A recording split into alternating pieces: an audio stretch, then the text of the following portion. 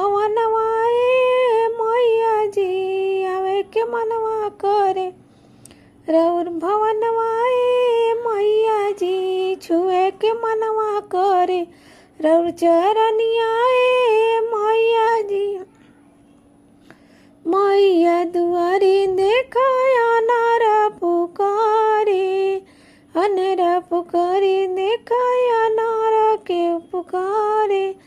रख दे देती नयनवाए मैया जी आवे के मनवा करे। रौर भवनवाए मैया जी छुए के मनवा करे। रौर चरनियाए मैया जी मैया दुआरे एक निर्धन पुकारे।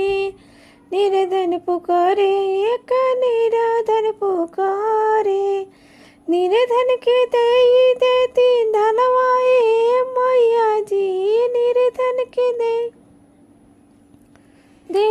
देती धनवाए मैया जी आवे के मनवा कर। और भवनवाए मैया जी आवे के मनवा कर। और भवनवाए मैया जी छुए के मनवा करे।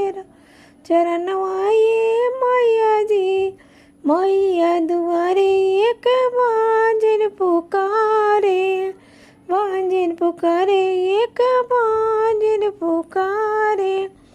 बांझिन की देती बलकवाए मैया जी आवे के मनवा करे। रौर भवनवाए मैया जी छुए के मनवा करे। रौर चरणवाए जी चढ़ते सावन के महीनवाए मैया जी चढ़ते सावन के महीनवाए मैया जी आवे के मनवा करे। रौर भवनवाए मैया जी मैया दुआरे एक बालक पुकारे। बालक के बालक पुकारे। बालक दे देती बालक दे देती बुद्धि ज्ञान